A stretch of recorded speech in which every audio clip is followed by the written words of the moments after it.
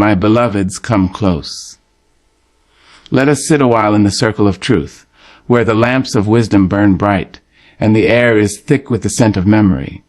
Let us speak with grace. Let us speak with fire. Let us speak with the trembling courage of a soul that has lived long enough to know what matters, and who must be left behind. Time, you see, is not a beggar.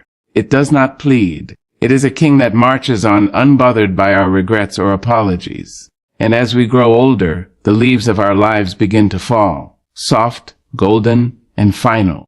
In this sacred season of silver hair and soft bones, we must be wise with what remains. We must guard our joy like a pearl and protect our peace as though it were the last breath in our body. Now hear me when I say, not everyone who walks with you is meant to stay with you. Not everyone who shares your blood deserves to share your time. Yes, I said it, even family. Sometimes especially family. Let me tell you about 5 people you must avoid in old age, even if their names are written in your family Bible. Oh, beloved, let me speak now of the quiet devastation that lives in the shadows of love, the subtle cruelty wrapped in memory, the kind that walks into a room and smiles at you, all the while tightening a rope you didn't even know was around your neck. These are not strangers, no. They are people you once held in your arms, fed from your own hands, prayed over in the midnight hours. They are the ones who now look at you and see not the woman of wisdom you have become, nor the man of trials endured and survived, but a version of you frozen in time. They are the manipulators of memories, and God help us, some of them call us family. There is a grief in growing old that nobody warns you about. They talk about the aching bones and the forgetting of names, but they don't speak on the heartache that comes from being misremembered. Of having your life, your love, your sacrifices reduced to a handful of cherry-picked moments used against you. Oh yes, some people use your past as a weapon, not because they've forgotten, but because they remember too selectively. They remember your failures with perfect clarity, and your kindness only in blurred sketches. You gave so much. You gave when you were running on empty. You sacrificed the better parts of your youth for their comfort, your laughter for their nourishment. And now they sit across from you, tea in hand, tongue sharpened like a blade, and say, "You were never really there for me." My Lord, what a sentence. A sentence that erases the sleepless nights, the anxious days, the bent knees on a bedroom floor as you cried to God. Just let them be all right. They forget the times you chose their joy over your own. They forget the jobs you took that broke your back, but paid their tuition. They forget the meals you skipped so their plate could be full. But they remember that one day, yes, that one bitter day, when you snapped, when you were tired, when you made a mistake, and they hang that moment around your neck like it defines you, as if that stumble tells the whole story, as if grace is not for you. Child, I want you to understand something deeply. You are not your worst day. You are not your mistakes. You are not the anger you felt when you were overwhelmed, nor the silence you gave when your spirit was too broken to speak. You are the sum of every rising, every time you stood back up when life tried to pin you down. You are the echo of every prayer whispered in the dark, the light in every room you ever entered. Do not let anyone, not even your children, not even your kin, rewrite your narrative with shame. You see, people who manipulate your memories are trying to own your truth. They want to wear the crown of victimhood, while you bear the burden of the villain. But let me tell you, truth cannot be undone. It may be buried for a season, dressed up in false tales and exaggerated wounds, but eventually, like the morning sun, it breaks through. And still we forgive. We always do, don't we? We forgive with hands still trembling from the last wound. We open the door again and again, hoping they'll see us. Really see us. Not the ghost of who we were, but the soul of who we are now. But some people don't want to see you healed. Some people prefer the version of you they can control. The one who's forever apologizing, forever explaining, forever trying to earn love that should have been freely given. But baby, in your old age, you must stop auditioning for acceptance. You must stop explaining your heart to people committed to misunderstanding it. Let them sit in their version of the past if they must. Let them dwell in old rooms filled with dust and blame.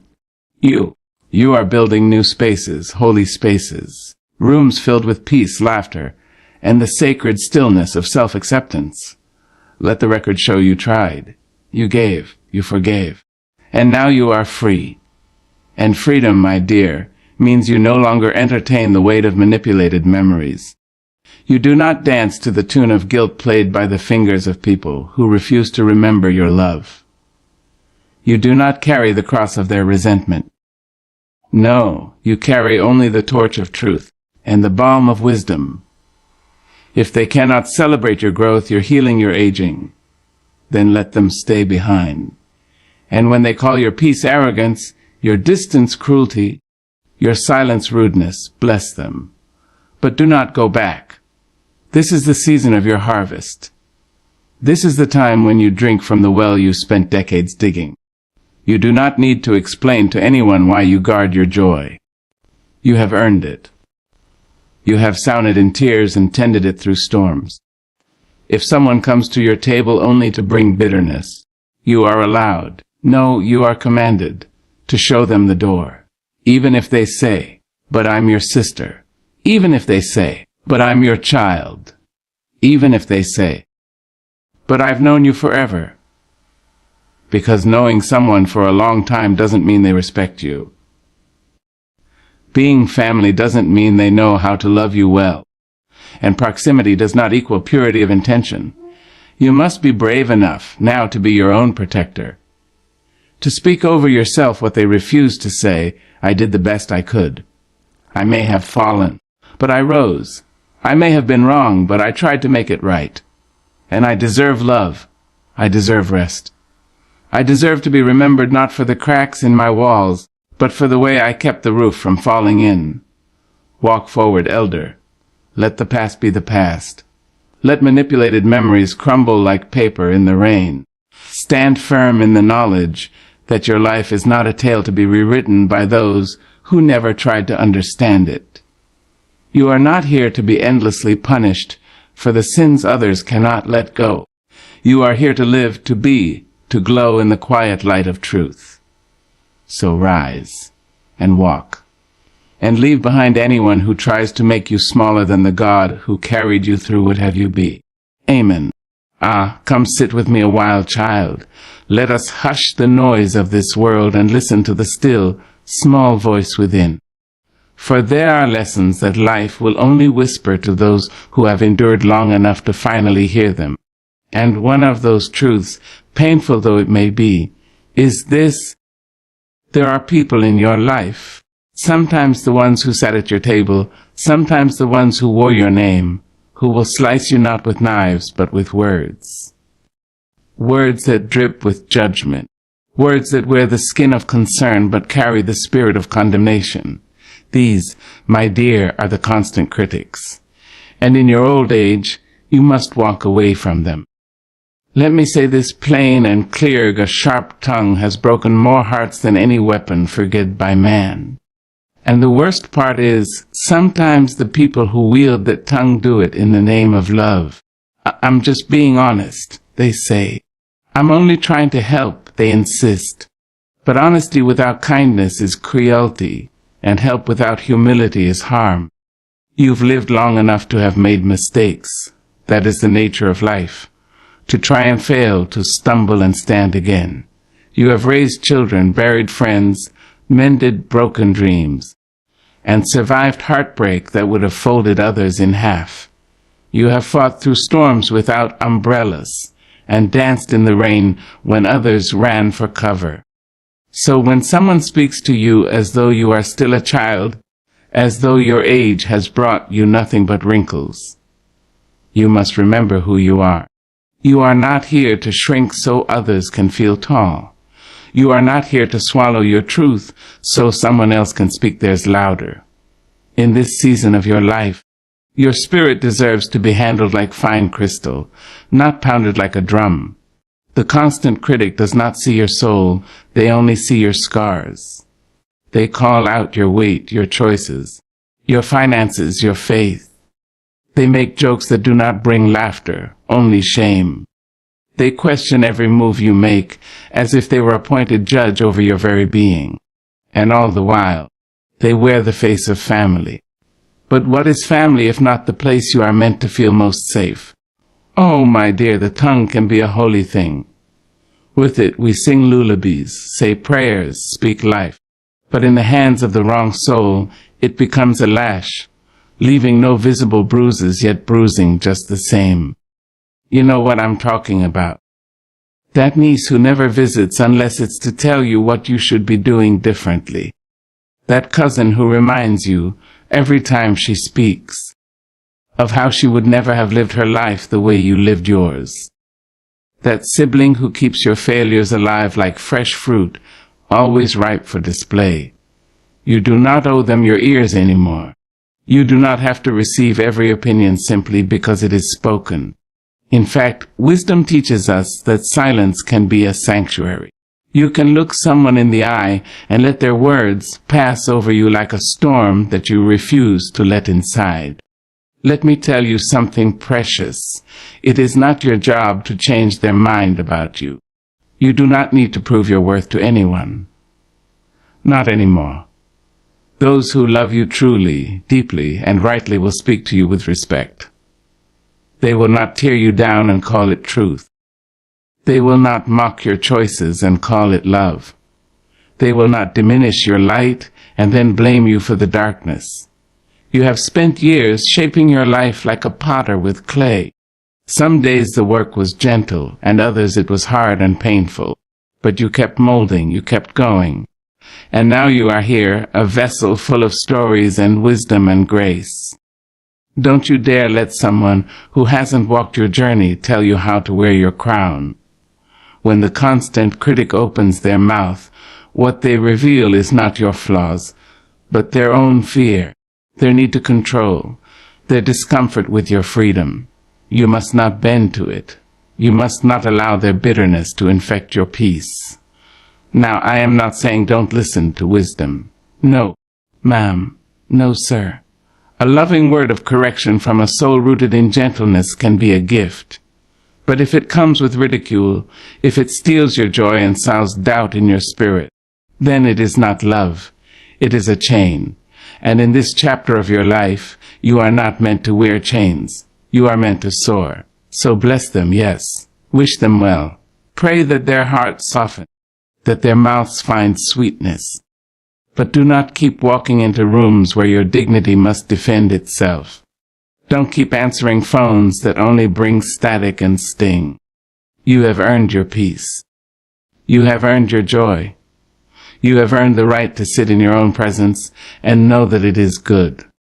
Speak life to yourself when no one else will. Wrap your own arms around your weary soul and whisper, "You did well, beloved. You did well." And then live, laugh loud. Dress in colors that feel like sunlight. Eat the cake. Wear the hat. Take the nap. Let your life be an answer to every critic, not in words, but in peace. You don't need their permission to be proud of yourself. You don't need their approval to walk in joy. The God who brought you through every valley is still with you now, placing balm on your soul and whispering, "Well done, my child." So the next time the constant critic comes knocking, whether in person, over the phone, or in your memory, open the door not with bitterness, but with boundaries. Say, "I love you, but I love myself too, and I will no longer sit at tables where I am the meal. Walk on elder, head high, soul free, and let no one dim your light with the dullness of their own. For you are the poetry of survival, the hymn of hope, the living evidence that grace still works miracles." Amen. Ah, come closer now, my dear. Let me sit beside you and tell you something you already know deep in your bones, but maybe you've been too kind, too faithful, too hopeful to speak aloud. Let me tell you the truth about a certain kind of presence. A presence that wears a smile but feeds on your peace, that leans on you but never lifts you. These are the takers. The ones who come to your life not to add to it, but to draw from it, again and again and again. And in the soft twilight of your years, you must let them go. Now, don't mistake my meaning. There is a beauty in giving, a sacredness in pouring out of oneself, especially for those we love. But there comes a time, a holy, powerful time, when the soul can no longer afford to be emptied by people who never come to fill. You see, child, there are folk in your life who only know how to take. They take your time. They take your kindness. They take your strength, your resources, your peace of mind. And they never look back. Never once ask, how are you really? Never say, let me give to you for a change. They come with problems but no prayers. They come with complaints but no compassion. And you keep giving. Because that's who you are. Because you've always been the strong one, the dependable one. The one who finds a way, holds up the roof even while the walls fall down. But hear me now, beloved, strength is not just in carrying others. It's in knowing when to put them down. The takers, they know your spirit. They know your soft heart and your open door. And so they arrive, again and again, with empty hands and heavy burdens. And when they leave you drained, doubting, diminished. And you begin to wonder if you are allowed to rest. If you are allowed to say, not today. If you are allowed to be something other than useful. Oh, my darling, let me say it plain, you are not a resource. You are a soul. You are not a well to be dipped into whenever someone is thirsty. You are not a ladder to be climbed, or a wallet to be opened, or a shoulder to be cried on without ever being asked. What do you need? Some of the takers carry your blood. Some carry your history. Some share your last name. But love, true love, doesn't take without also giving. It doesn't keep score, but it keeps balance. And if the scales have been tipped for too long, if the weight has always been on your side, then you must consider this. Maybe what they call love is only need. There is a quiet kind of grief that comes from realizing that some people only see your value in what you can do for them, not in who you are, not in the wisdom you carry, or the stories etched into your skin, or the light you still shine even after all you've been through. Just what you can give, just what they can get. And Lord knows you've given. You gave when you were tired. You gave when you were broke. You gave when no one else gave to you. And now you have reached a season where your giving should be met with gratitude, not expectation. You don't owe anyone your exhaustion. You don't owe anyone your last breath, your last dollar, your last ounce of peace. You owe yourself care. You owe yourself preservation. You owe yourself joy. And let me tell you something beautiful. There is no shame in turning away from those who only come to take. That is not selfishness. That is sacred self-respect. That is honoring the divine in you. That is saying to God, yes, I believe I am worthy of peace too. See, takers will twist your kindness into guilt. They'll make you feel wrong for choosing rest, for setting limits, for finally saying no. But boundaries are not betrayal. They are love wrapped in wisdom. They are a soft but firm declaration. I am not infinite, and I will not be consumed. In your older years, every moment is golden. Every breath, every laugh, every quiet morning. Don't spend that gold on people who do not value it. Don't give your golden years to the same people who could not appreciate your iron ones. And when they come knocking, when they come calling, when they come needing again, search your heart. Ask yourself, does this bring peace? Does this bring love? Does this bring reciprocity? If the answer is no, then let silence be your answer. Let them find someone else to carry what they've refused to carry for themselves. Let them learn that love is not entitlement. Let them discover that your door no longer swings open for those who never brought more than need. Now you may feel guilt, that old familiar weight. The voice that says, you should help them. You should be there. But listen closely. There is another voice now, a wiser voice, a voice shaped by experience, refined by fire. And that voice says, you've done enough. It's time to rest. Let your days be filled with joy, not obligation, with companionship, not codependency, with relationships that water you, not just draw from you. Let your conversations be light and nourishing. Let your spirit be surrounded by people who see you, not just what you can give. Because you, my dear, you deserve that. You deserve to be poured into. You deserve to sit back and receive. You deserve to be seen not as a resource, but as a soul. Not as a giver, but as a beloved. So take your peace and protect. Take your joy and guard it. Take your time and cherish it. You have earned it. You have lived for others for so long. Now live for yourself and for the God who carried you when no one else did. Walk away from the takers. Forgive them. But do not carry them, not now, not anymore. Amen. There is a certain kind of loneliness that creeps up quietly, like a shadow at dusk, often disguised as well-meaning concern or constant companionship. And it is a loneliness not of solitude, but of presence without true connection. This is the loneliness brought by the judgmental family member, the one who watches you through a lens of expectations and disappointments, who measures your worth by standards that do not fit your soul, who holds you captive in a prison built of their assumptions and narrow views. And in the later chapters of life, when your days should be sweet with the soft fruits of peace, you must learn to guard your heart against this particular kind of kinship. It is hard, yes, because family is a sacred word. It is wrapped in memories, in shared histories, in the blood that courses through our veins like a river that can neither be dammed nor diverted. Family is the cradle of our earliest joys and pains, the place where we first learn to love and to fear. But sometimes family can also be the echo chamber of criticism, the battleground where old wounds are reopened, where your spirit is questioned in the name of care, and your choices dissected with surgical precision. The judgmental family member does not see the journey you have walked. They do not see the nights you spent wrestling with doubt, the mornings you rose despite it, the battles you fought quietly behind closed doors.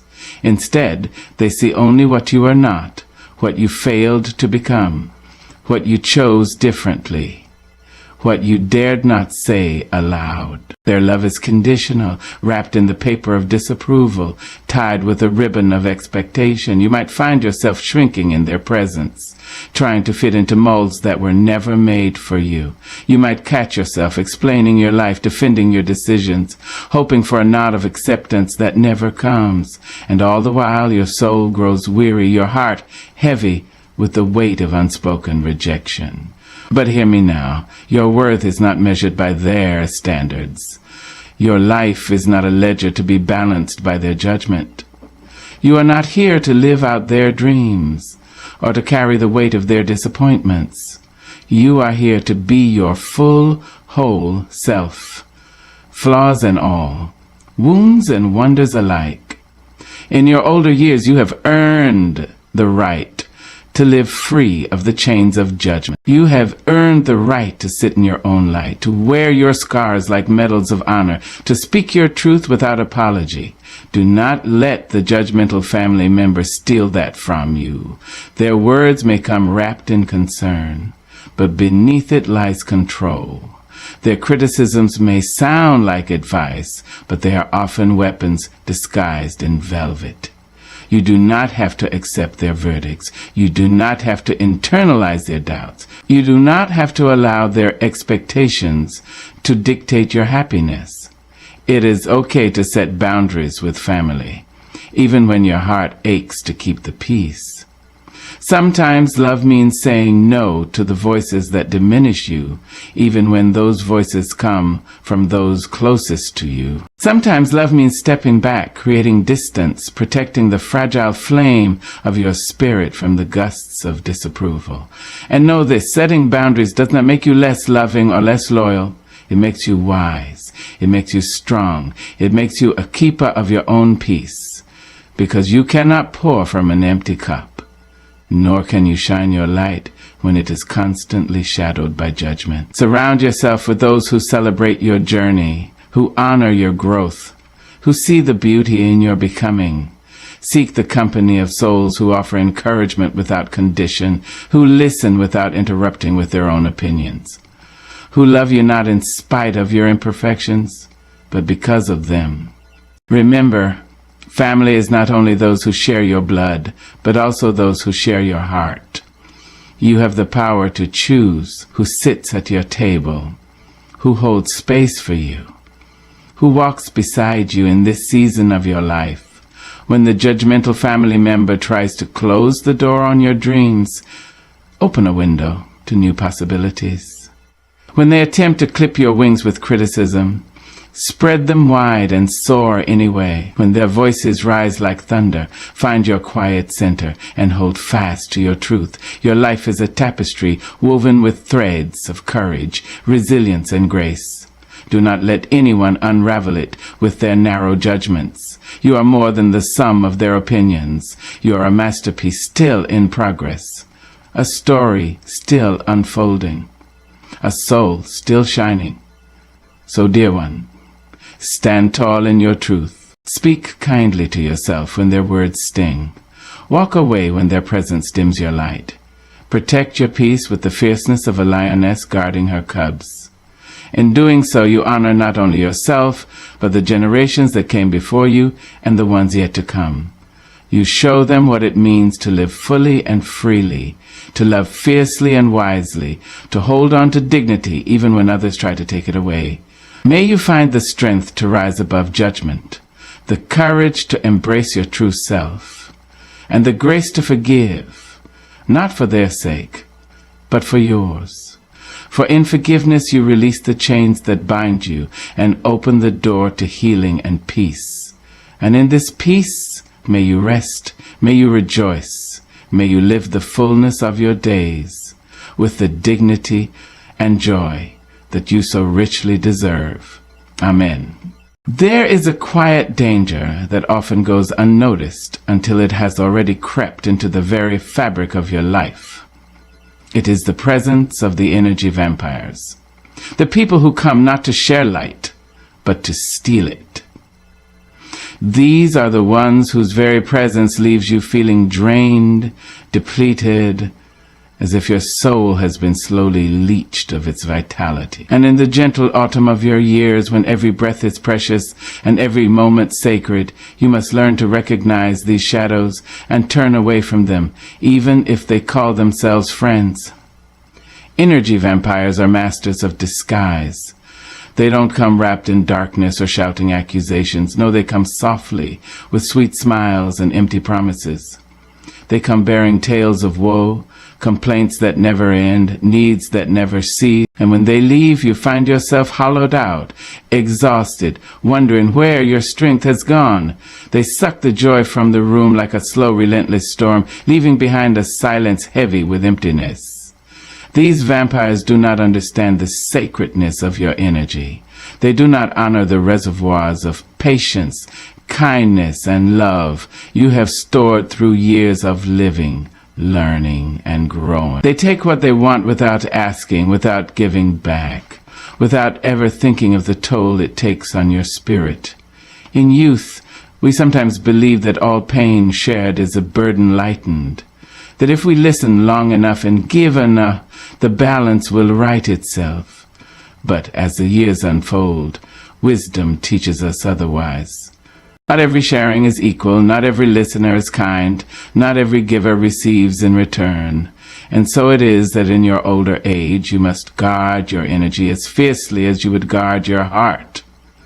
This is not cruelty, it is survival, it is self-love. You see, our energy is the currency of our souls. It fuels our passions, our connections, our very will to live. When it is drained, even the brightest day can seem dull. Even the sweetest joy can feel bitter. The energy vampire does not see this. They do not see that their endless need is a wound they have not healed, a hunger they do not feed from within. Instead, they seek to feed from others, unaware or uncaring of the damage left in their wake. But you, my beloved, have walked a long road. You have faced storms that bent you, but did not break you. You have carried burdens that would have crushed lesser souls. And you have learned that your energy is precious, that your spirit is a garden that must be tended with care. So how do you protect this garden? First, you must recognize the vampire when they come. Notice the weight they leave behind, the heaviness in your chest, the weariness in your bones. Notice how your mood shifts after encounters with them, how your smile feels forced and your laughter hollow. Then you must set boundaries, firm, loving boundaries. It is okay to say, I cannot carry this right now. It is okay to walk away from conversations that drain you. It is okay to protect your time and space. You do not owe anyone your energy, especially not those who take without giving. And when these vampires come cloaked in guilt or manipulation, when they tell you that you are selfish or unkind for preserving your peace, remember this: self-care is not selfishness. Loving yourself is not a sin. You cannot pour from an empty cup, nor can you shine your light when it has been dimmed by others. Seek instead the company of those who nourish your soul. Surround yourself with people who recognize your worth, who honor your limits, who celebrate your presence. And if you find that the energy vampires are those closest to you, even friends you have known for years, do not despair. Sometimes the greatest act of love is to step back, to let go, to allow space for healing that can only happen apart. You do not have to carry the weight of their needs at the expense of your own well-being. Remember, too, that protecting your energy does not mean closing your heart. It means opening it wisely. It means choosing where your love flows so that it returns to you multiplied, not depleted. Your life is a sacred flame, and every moment you live is a blessing. Do not let that flame be snuffed out by those who would feed on it without care. Stand strong in your truth. Guard your spirit. Cherish your peace. In doing so, you honor not just yourself, but the divine spark within you, the light that has carried you through every trial, every triumph, every quiet day and every stormy night. May you walk forward with courage, with grace, with the fierce love that protects your soul and preserves your joy. May you find rest in the arms of those who truly see you. And may your days be filled with the gentle, life-giving light you so richly deserve. Amen.